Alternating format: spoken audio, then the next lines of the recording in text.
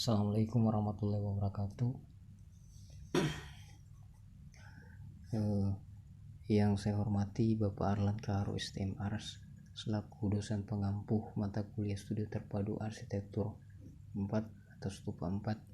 Di sini saya akan mempresentasikan hasil tugas saya mengenai konsep pemilihan site pada perancangan taman edukasi anak usia dini. Jadi setelah mendapatkan lokasi, selanjutnya pemilihan site akan dilakukan. Yang pertama dari lokasi yang sudah ada di Kecamatan Kota Tengah, ya, terus kita masuk ke site yang telah ditentukan, yang telah dipilih dengan pertimbangan-pertimbangan yang ada. Di sini site yang ada bertempat atau alamatnya di Jalan Pangeran Hidayat 2, Kecamatan Kota Tengah, Kota Gorontalo. Kemudian luas lahannya 12.000 meter persegi. Kemudian topografi, keadaan tanah relatif datar karena berada di area persawahan. Kemudian lebar depan 50 meter situ. Kemudian lebar depan yang ini itu 30 meter, terus di belakang itu 80 area belakang. Kemudian panjang samping kanan 150 dan panjang samping kiri yang pertama 105 dan yang kedua yang B 45 meter. Kelengkapan fasilitas di sekitar site, yang pertama adanya jalur transportasi, yang kedua terdapat saluran drainase, kemudian yang ketiga tersedia jaringan telekomunikasi, yang keempat tersedia jaringan listrik, dan yang kelima tersedia PDAM.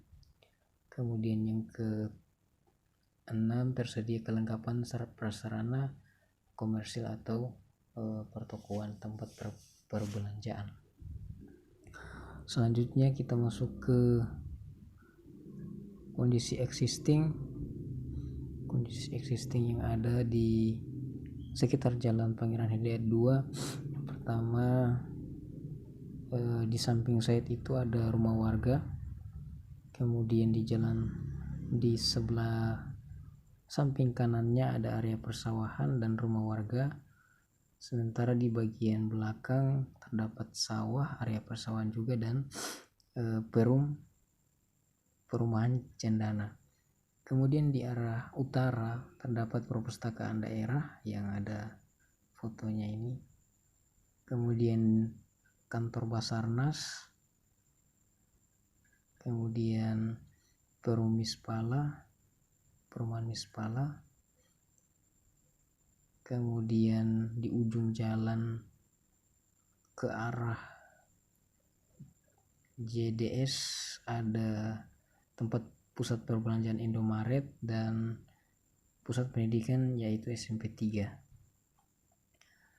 Nah, gambar-gambar yang ada ini merupakan kondisi existing dan juga potensi-potensi yang ada di dekat site, sehingga dapat menunjang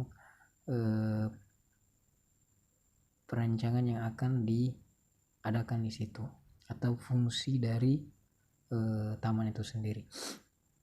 Di sini juga ada warung makan yang di seberang jalan dekat dari site. Setelah kita lihat kondisi existing, kita beranjak kepada kriteria site.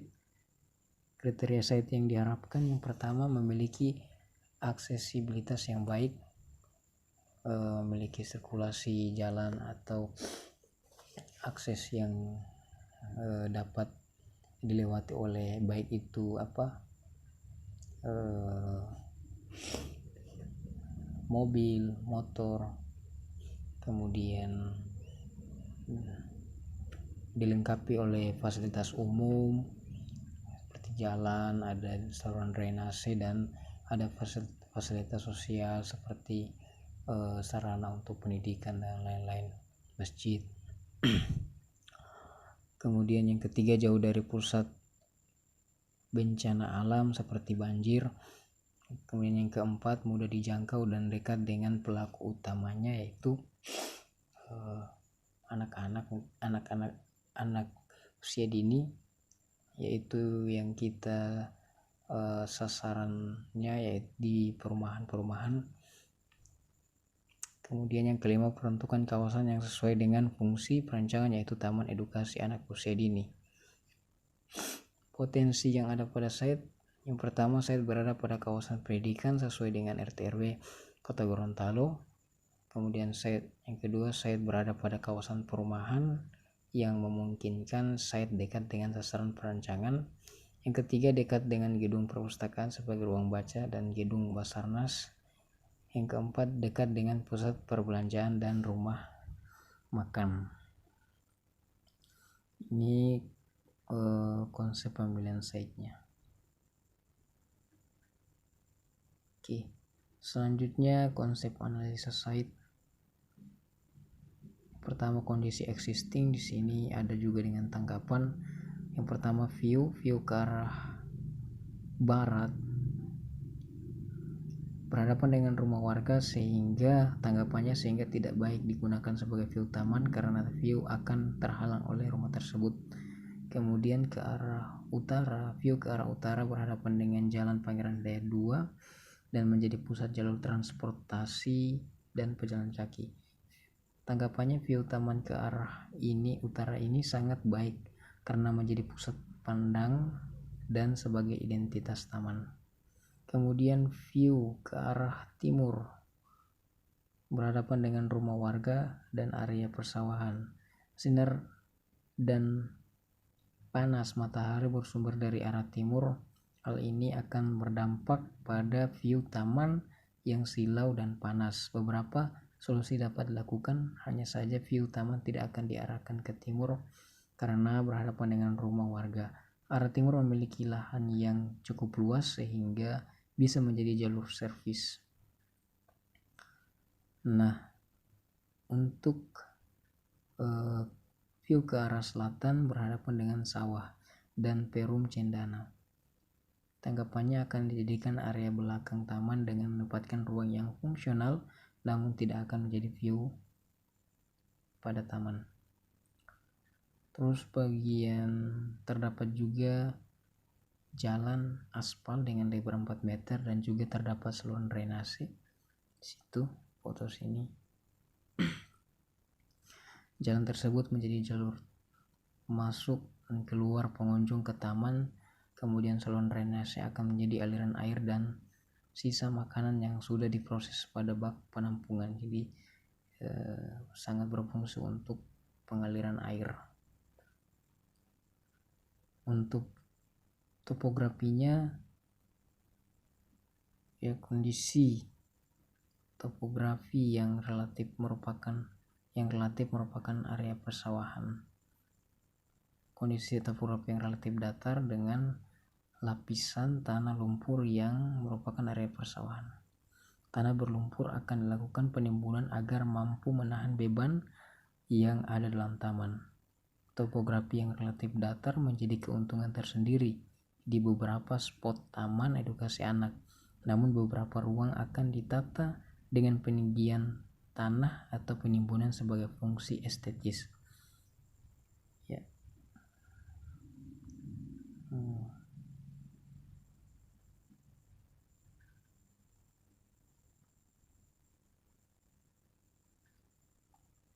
Selanjutnya untuk iklim, situ ada beberapa yang dibahas. Yang pertama, orientasi matahari, kemudian arah angin dan suara bising.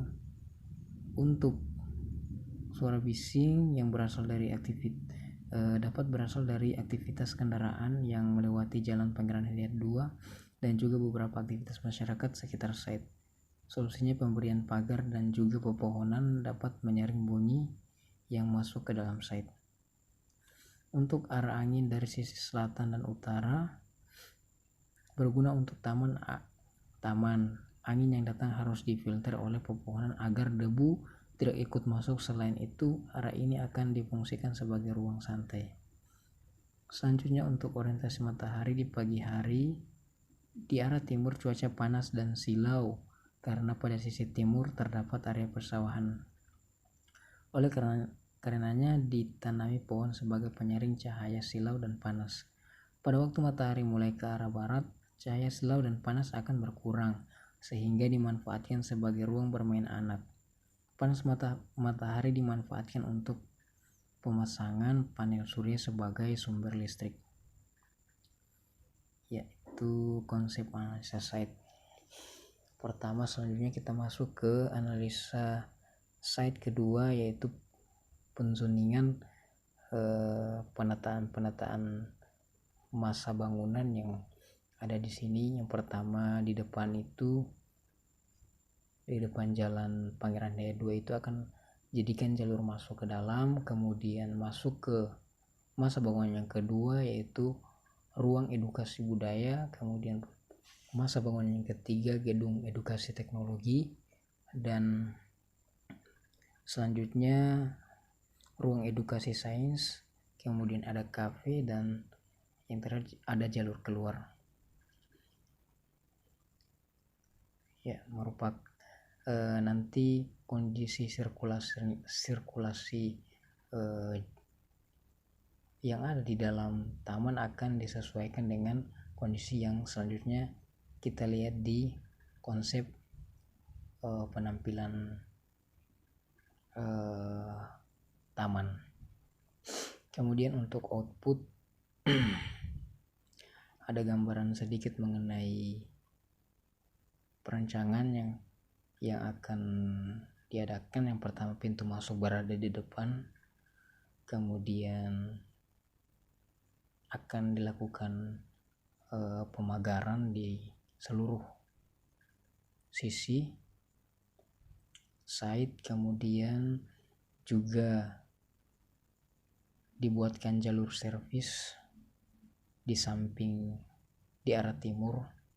Kemudian juga ada vegetasi yang ditanami untuk mencegah memfilter atau mereduksi silau dan panas matahari yang masuk ke dalam site. Kemudian bangunan-bangunan yang mungkin bisa digambarkan di sini, bagaimana perletakannya. Ya, barangkali cukup sekian dulu presentasi yang dapat saya sampaikan. Mungkin jikalau ada koreksi atau perbaikan dari dosen,